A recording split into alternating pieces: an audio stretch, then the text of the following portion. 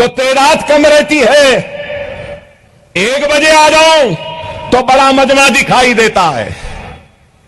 نہیں میرے بھائی، سمجھو اس بات کو، یاد رکھو، قوموں کی تعمیر اینٹ کے ڈھیر سے یا مٹی کے تولوں سے نہیں ہوتی. قوموں کی تعمیر عزم سے ہوتی ہے، حوصلوں سے ہوتی ہے، ہمت سے ہوتی ہے. عزم و حوصلہ تم کو نمازوں سے ملے گا، اتحاد سے ملے گا اور مرکز سیاسی سے ملے گا. اس بات کو سمجھو، اس بات کو سمجھو. خدا را بے راہ روی کی زندگی کو ترک کرو.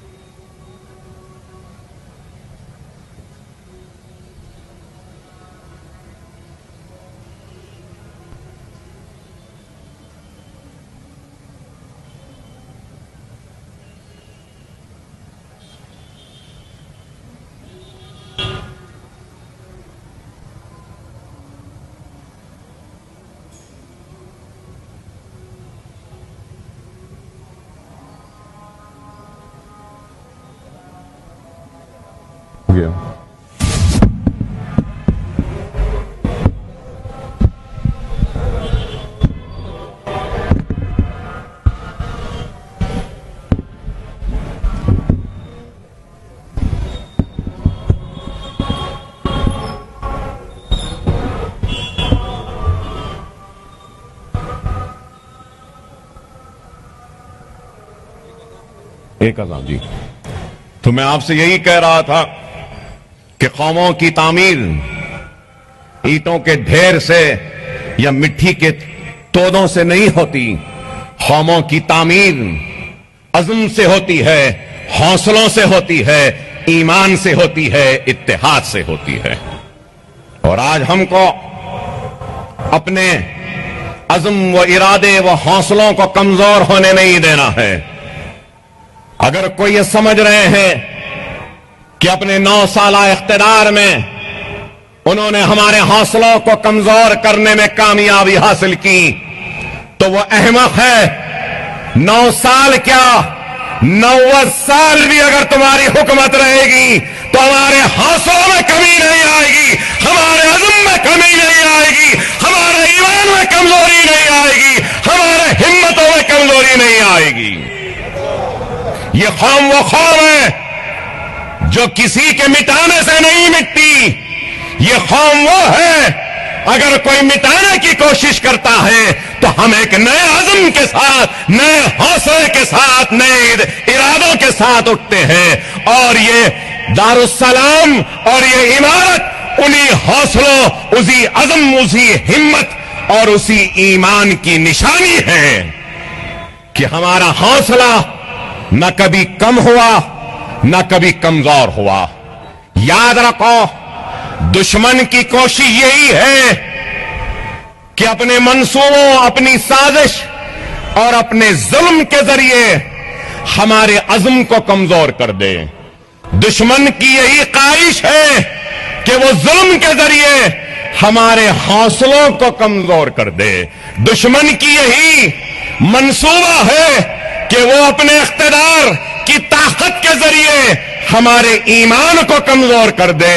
تو آج آپ کا ہمارا ایمانی تقاضا ہے کہ ہم اپنے دشمنوں کو ان کے مقاصد میں کامیاب ہونے نہ دیں, اور اگر ہم کو ان کے مقاصد میں ناکام کرنا ہے تو ہم کو اپنی زندگی میں ایک نئی کامیابیوں کو لانا ہوگا, نئے انقلابی تبدیلیوں کو لانا ہوگا, اپنے زندگی میں ایک نئے اجالوں کو لانا ہوگا. اور وہ کیا ہے؟ میں آپ سے صرف 2-4 باتیں کہوں گا. وہ کیا ہے؟ ایک تو سب سے بڑا کام یہ ہے کہ نماز کے پابند بن جاؤ. دوسرا, سنت رسول اللہ پہ عمل کرو. تیسرا, قرآن کی تلاوت کرو. چوتھا, شریعت پہ عمل کرو. پانچواں, ماں باپ کی اطاعت کرو. چھٹواں, بڑوں کا احترام کرو. ساتواں, بیوہ کی مدد کرو. آٹھواں, یتیم کے سر پر ہاتھ رکھ دو. نواں, بے سہارا کا سہارا بن جاؤ اور ظلم کے خلاف آواز بلند کر لو. یہی کافی ہے تم کو دنیا حاصل کرنے کے لیے. میں کوئی آپ کی دولت کی قربانی نہیں مانگ رہا ہوں. میں آپ کی زمین کی قربانی نہیں مانگ رہا ہوں. میں آپ کی عزت کی قربانی نہیں مانگ رہا ہوں. میں آپ کی شان کی قربانی نہیں مانگ رہا ہوں. میں یہاں کھڑے ہو کر اگر کچھ مانگ رہا ہوں تو صرف یہی مانگ رہا ہوں, اے بے نمازی نمازی بن جا. اے بے نمازی نمازی بن جا. اے قرآن سے دور رہنے والے قرآن کو خرید کر لے. اے مسجد سے دور رہنے والے مسجد کے قریب پہنچ جا. یتیموں کی پرواہ نہیں کرنے والے یتیم کے سر پر ہاتھ رکھ دے. بیواؤں کی مدد کر, مظلوموں کی مدد کر, غریبوں کا سہارا بن, بے سہاروں کا سہارا بن جا. کیا یہ مشکل ہے؟ ارے مشکل کام تو وہ ہوتا ہوا ہوگا, اور ہے بھی کہوں گا, کہ ایک باپ کو اپنے لخت جگر کے گلے پر چھری چلانا. لیکن اللہ کی اطاعت, ایثار و قربانی کے حکم ہوا تو تعمیر کی. ارے یہی ہے حج. کیا عالم ہے کہ عرفات کا میدان ہے, سفید روئی کے پہاڑ کے مانند بس دعائیں ہو رہی ہیں. ارے دیکھو, امیر و غریب, رئیس یا غریب, بادشاہ یا پھر رعایا, بڑا چھوٹا, ہر کوئی بس ایک جگہ برابر جمع ہے اور اللہ کے آگے ہاتھ پھیلائے مانگ رہا ہے. اتحاد ہے, مرکز ہے. ارے سمجھو, اس درس کو سمجھو, اس پیغام کو سمجھو. جب تک ہماری صفوں میں اتحاد نہیں پیدا ہوگا ہم ناکام ہوتے رہیں گے. بے شک اس میں کوئی دو رائے نہیں, کوئی شبہ نہیں کہ اکبر الدین اویسی نے سب کچھ کیا یا اکبر الدین اویسی نے سب اچھا کیا یا اکبر الدین اویسی سب سے اچھا ہے. بے شک نہیں ہے. میں سب سے برا ہوں. بہت کام کرنا باقی ہے, ابھی بہت کچھ کرنا باقی ہے. میں ہرگز و قطع یہ نہیں کہوں گا کہ میں نے بہت کیا یا بہت کامیاب ہوں. نہیں، میں کامیاب اسی وقت ہوں گا جب میرا کام، میرے خدمات کو اللہ قبول کرے گا. اکبر الدین اویسی نے کبھی اپنے خدمت میں اپنا نفس کو آنے نہیں دیا، اپنی خواہش کو آنے نہیں دیا. کوئی یہ نہ سمجھے کہ اکبر الدین اویسی اپنے خدمات، اپنی قربانی اور اپنے خون یا اپنے جیل یا اپنی محنت کے عوض میں اپنی آل کے لیے، اپنی اولاد کے لیے کچھ مانگ لے گا. اللہ اس کے رسول کی قسم، اکبر الدین اویسی کبھی بھی اپنی آل اولاد کے لیے اپنے خدمات کا اجر نہیں مانگے گا، کیونکہ میرا کام، میری خدمت اللہ کی رضا کے لیے تھی، اللہ کی خوشنودی کے لیے تھی، اللہ کے حبیب محمد مصطفیٰ صلی اللہ علیہ وسلم کے لیے تھی، ان کی امت کے لیے تھی، اپنی اولاد کے لیے نہیں تھی. میرا کام، میرے خدمات، میری آواز، میری قربانی اللہ کے لیے ہے، اللہ کی رضا کے لیے ہے، اپنی اولاد کے لیے نہیں، نہ اپنی ذات کے لیے. اکبر الدین اویسی گوشے گمنامی میں چلا جائے گا.